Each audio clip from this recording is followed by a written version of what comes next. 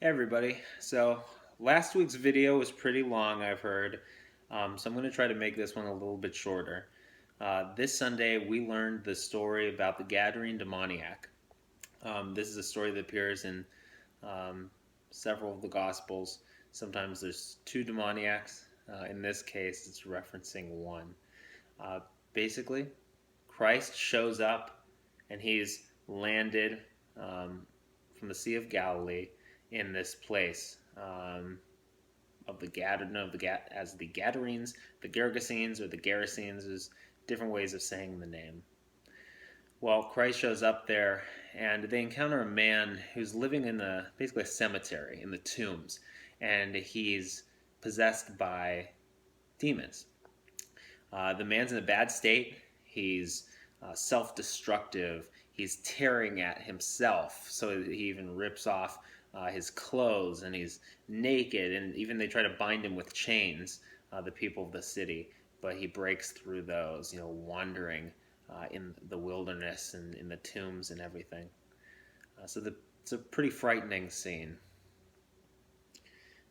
We hear that Christ encounters this man, and rather than talking to the man himself, he talks to the ones that have possession over this man's body, the demons.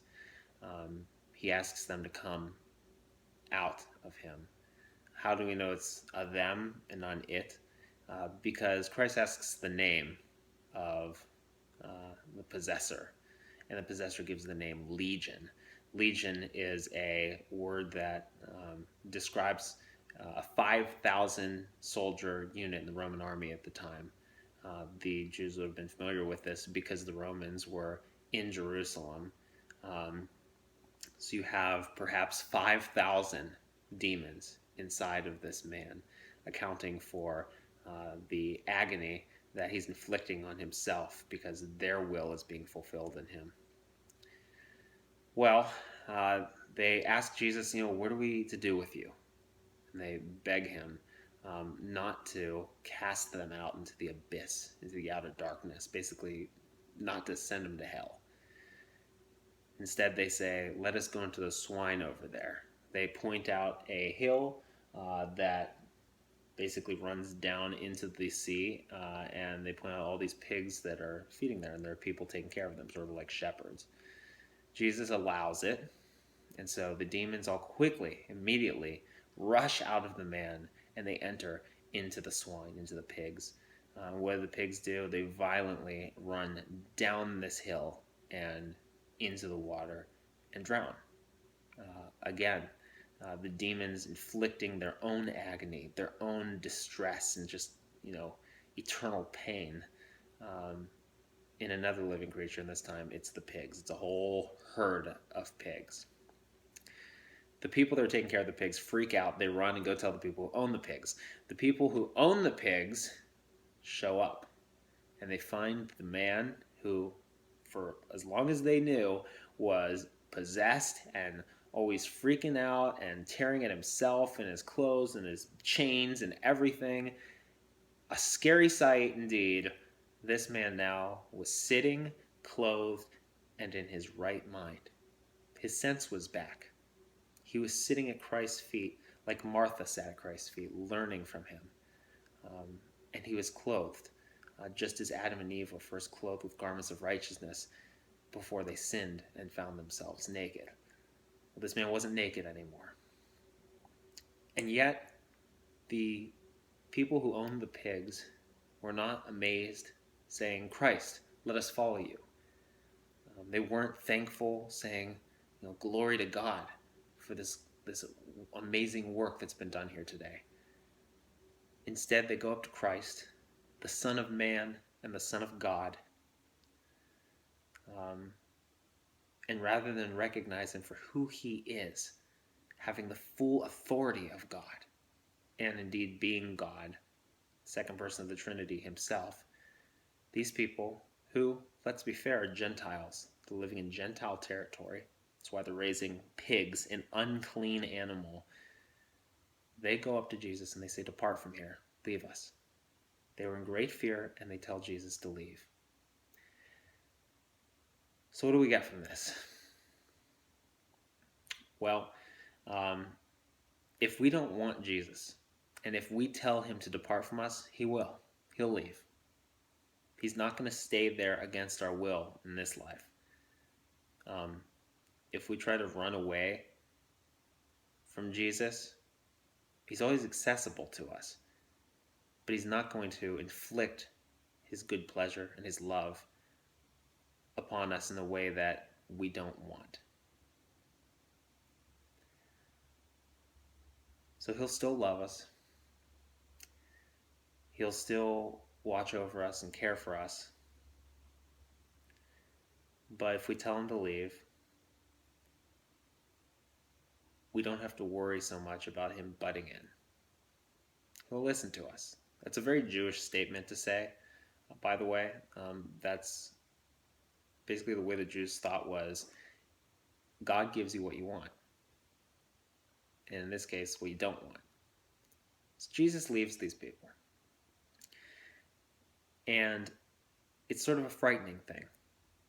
Because even though the story's about this demoniac, this guy who's been possessed for so long by 5,000 demons,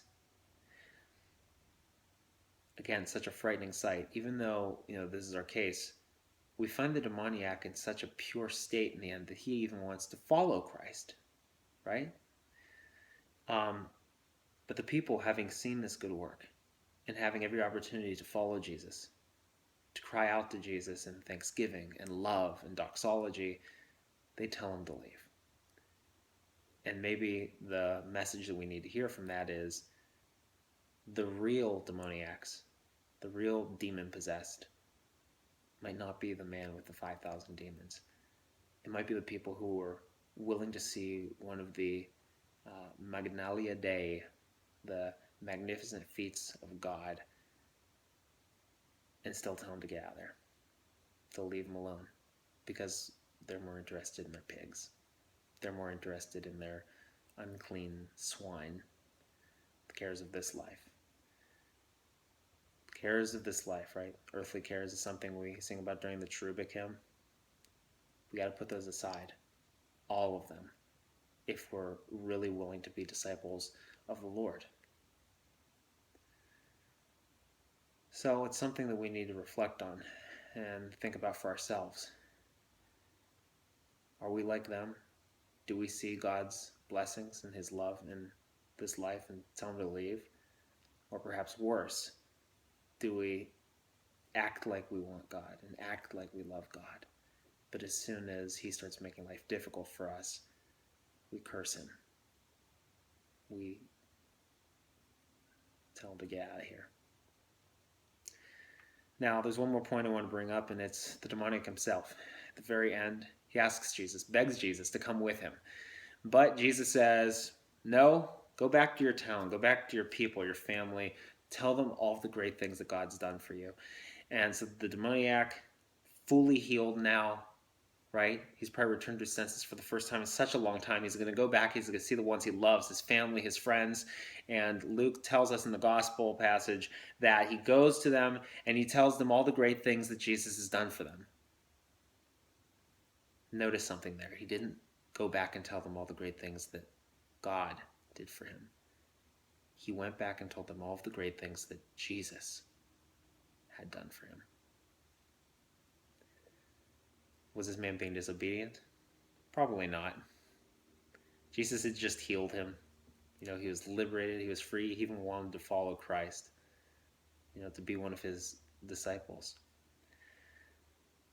But he served as a disciple in another way. He preached Christ to those people he knew and loved as not a mere man, but God, recognizing that this Jesus had all of the power and the authority of the one God, Yahweh, the Lord. How many of us, seeing all of the good things we have in life, are so willing to talk even to our family members about the love and magnificence and wonders of the God who helps us in great things, but in even so many little things each day? Something to think about.